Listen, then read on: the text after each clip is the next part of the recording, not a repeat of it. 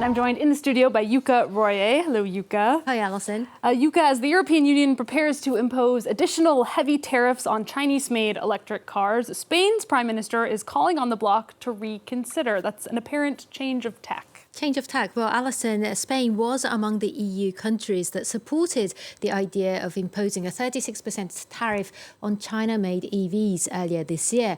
But during a visit to Beijing this week, where he met with President Xi Jinping, Pedro Sanchez urged both sides to find a compromise that avoids a trade war. Last month, China hit back at the EU's move by announcing its own probe into European dairy products. Any retaliation by Beijing could hit Spain especially hard. Here's Brian Quinn with more. His second state visit in just a year and a half, Pedro Sanchez's latest trip to China brought meetings with top officials and business leaders as the Spanish Prime Minister seeks to strengthen his country's trade ties with the world's #2 economy. Along that line, an apparent softening of Spain's position on EU tariffs for Chinese electric vehicles. We don't need another war, in this case a trade war, from Spain. What we will do is to be constructive and to try to find a solution, a compromise between China and the European Commission. Spain was among the EU countries earlier this year to support a 36.7% tariff on Chinese EVs. Europe has grown increasingly alarmed over a flood of cheap imports heavily subsidized by Beijing as it tries to offset a domestic economic slump by leaning on export manufacturing. Madrid, though, is now wary of the backlash. Beijing has responded with anti-dumping investigations into European agricultural products, including pork, of which Spain exported 1.2 billion euros worth to China last year. It's part of a deteriorating trade environment for European firms operating there. Regulatory regimes in other places like the United States and Europe that is also beginning to impact sort of our ability to conduct business as we think is most efficient in China. Sanchez has another reason to try and smooth things over.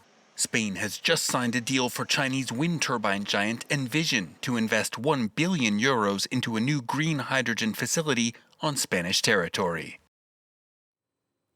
Well, up next from Jukka, closely watched inflation report came out today, and it could help the Federal Reserve decide just how much it should cut interest rates. Well, the US Labor Department's latest data shows that inflation in the country has come down to the lowest level in over 3 years. Prices of all items were up 2.5% in August from a year before. That was the smallest annualized increase since February of 2021.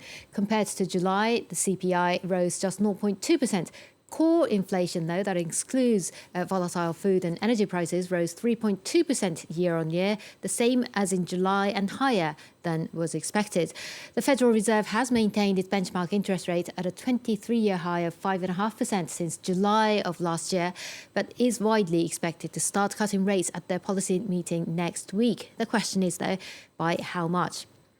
Now that the new report seems to have cemented expectations of a quarter basis point rate cut by the Fed next week, and a deeper half-point cut is seen as unlikely. US stocks are trading higher after starting the day on a mixed note. The Dow is currently flat, the S&P 500 up a little over half a percentage point, the tech-heavy Nasdaq currently up more than 1.5%. Alison. Turning to the UK now, Jukka, the government there says that it has secured a new, better deal with Tata Steel for the thousands of workers who are set to lose their jobs.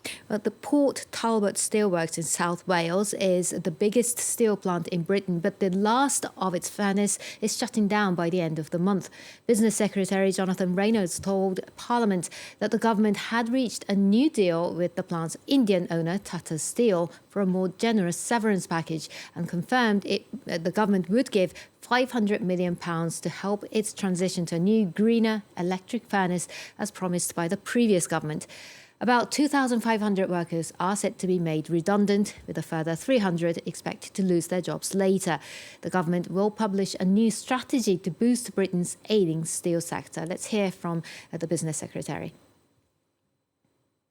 As honourable members know, our manifesto included plans to make available £2.5 billion for steel, on top of the £500 million transformation of Port Talbot.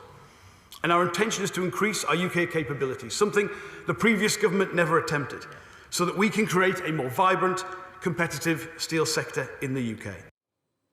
Meanwhile, Yuka, another Indian conglomerate, Adani Group, has been at the heart of a controversy in Kenya over its bid to control a major airport there. Flights were disrupted this Wednesday as workers at Nairobi's Jomo Kenyatta International Airport went on strike and clashed with police in protest at a proposed leasing deal with billionaire Gautam Adani's group.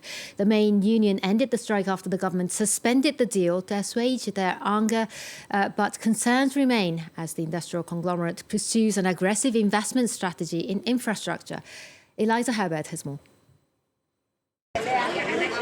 After a day of chaos at Nairobi's International Airport, its workers have come out on top.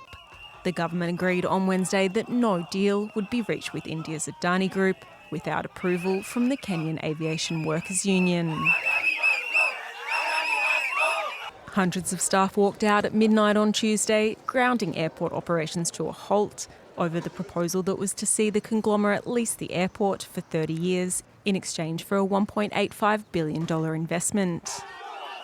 The union mobilised after the agreement was announced in July, citing fears that it would lead to job losses for local staff, an increase of non-Kenyan workers, and that taxpayers would miss out on the airport's profits. In 2022 to 23, 8.8 million passengers and 380,000 tonnes of cargo transited through the airport, making it one of the busiest hubs in Africa. The fees from these activities account for more than 5% of Kenya's GDP. And in August, the airport even recorded its first half-year profit after more than a decade in the red, marking a sharp turnaround from 2018 when it slid into insolvency. The government previously defended the agreement with Adani, saying the airport is currently operating above capacity and urgently needs modernisation. Adani would invest $750 million to add a second runway and terminal by 2029 and an additional $92 million for upgrades by 2035. It would be the company's first airport operation outside of India, and the conglomerate also has its sights on 2 other investments in Vietnam. That was France 24's Eliza Herbert with that report, and that's it for business. All right, Yuka, thank you so much for today's business update. That's Yuka Royer from our business desk.